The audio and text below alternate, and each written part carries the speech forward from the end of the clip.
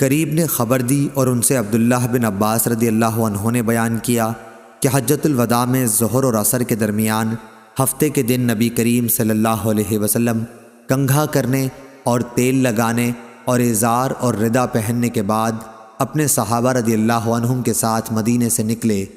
آپ نے اس وقت زعفران میں رنگے ہوئے ایسے کپڑے کے سوا جس کا رنگ بدن پر لگتا ہو کسی قسم کی چادر یا تہبند پہننے سے منع نہیں کیا۔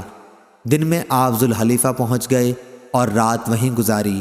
آپ سوار ہوئے اور بیدا سے آپ نے اور آپ کے ساتھیوں نے لبیک کہا اور احرام باندھا اور اپنے اونٹوں کو ہار پہنایا۔ ذی قعدہ کے مہینے میں اب 5 دن رہ گئے تھے۔ پھر آپ جب مکہ پہنچے تو ذی الحجہ کے 4 دن گزر چکے تھے۔ آپ نے بیت اللہ کا طواف کیا اور صفا اور مروہ کی سعی کی۔ آپ ابھی حلال نہیں ہوئے کیونکہ قربانی کے جانور آپ کے ساتھ تھے اور آپ نے ان کی گردن میں ہار ڈال دیا تھا۔ آپ حجون پہاڑ کے نزدیک مکے کے بالائی حصے میں اترے۔ حج کا احرام اب بھی باقی تھا۔ بیت اللہ کے طواف کے بعد پھر آپ وہاں اس وقت تک تشریف نہیں لے گئے جب تک میدان عرفات سے واپس نہ ہو لیے۔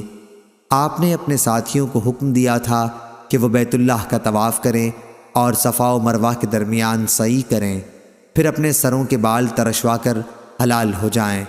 یہ فرمان ان لوگوں کے لیے تھا جن کے ساتھ قربانی کے جانور نہیں تھے۔ اگر کسی کے ساتھ اس کی بیوی تھی تو وہ اس سے ہم بستر ہو سکتا تھا۔ اس طرح خوشبودار اور سلے ہوئے کپڑے کا استعمال بھی اس کے لیے جائز تھا۔